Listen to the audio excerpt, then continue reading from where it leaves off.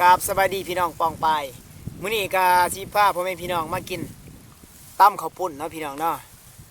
ตำข้าวปุ้นเนาะนี่ก็สิมีผักสลัดแล้วก็มะแตงมะถั่วเนาะมาเด้อแซ่บๆเหมือนกันพี่น้องพวงก็บ่มีใส่มือเลย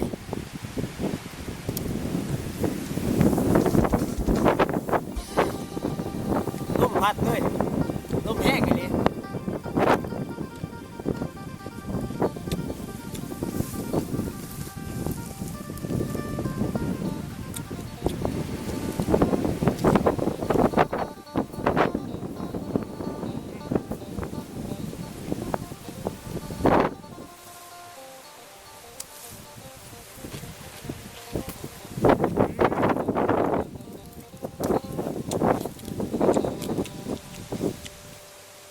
แซ่บพี่น้อง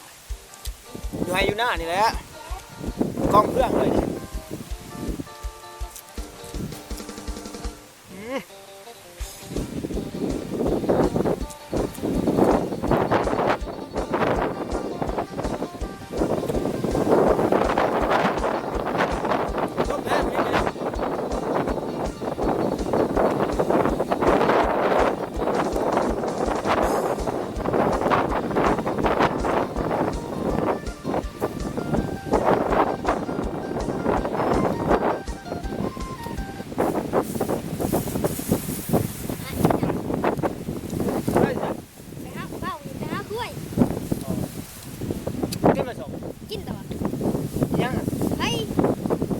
ซุกอะบ่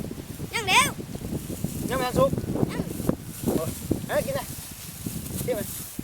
เดี๋ยวเผาไข่ก่อนทำไมใส่ไข่มาเตือนได้เรากัน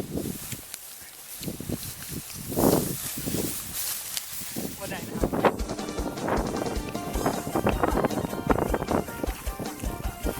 เผาไข่เนาะกินครับตำ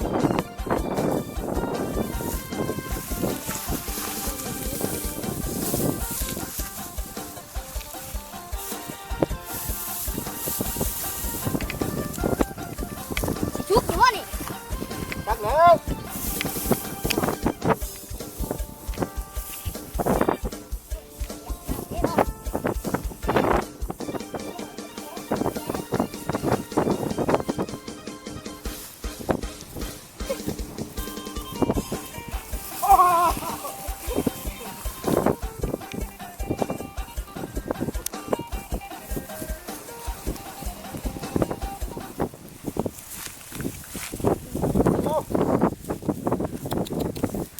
สุกแล้วพี่น้องเนี่ยอ๋อเก็บเอาเก็บเอาเก็บออกเก็บออก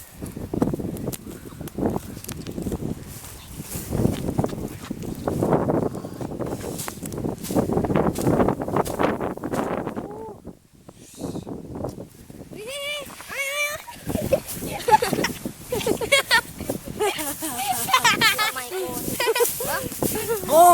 ลูกล่ะโอ้นี่ไข่เผาวงยาสุกบ่ไก่สุกจะบ่นะมานี่โอ้สุกพี่น้องไปเครื่องเนาะ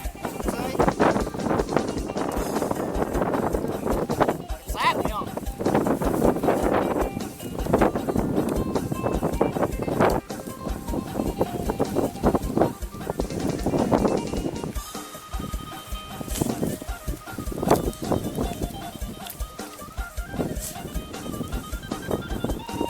แซ่บอยู่บ่หมอนแซ่บเฮ้ยพี่น้องโอ้ขักเลย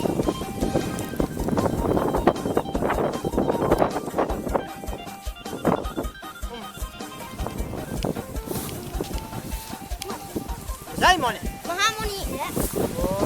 กินมาสมเนี่ยกินกินโอ้ยังไงมา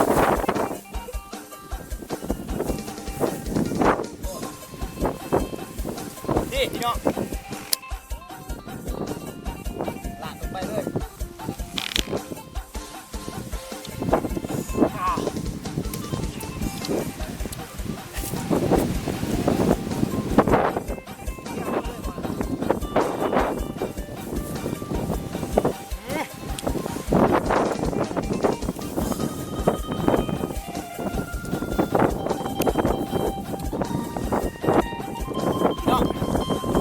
ญ่ๆเลยนี่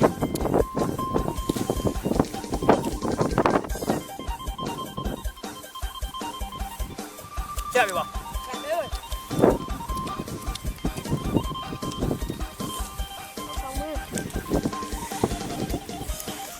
แซ่บๆพี่น้องสองมือเลยพี่น้อง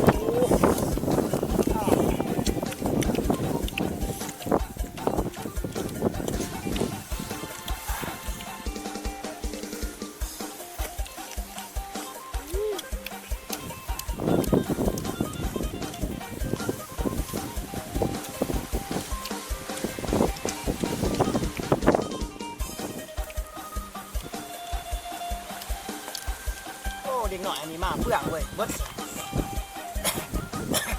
แซ่บบ่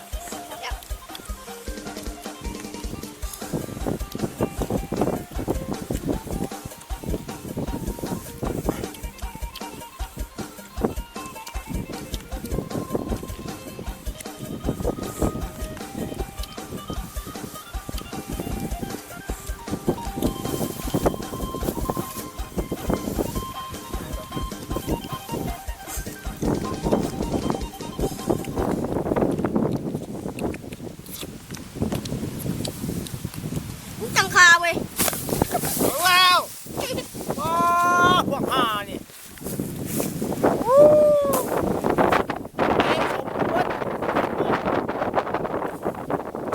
กินกำลังแซ่บๆโอ้ได้แล้ว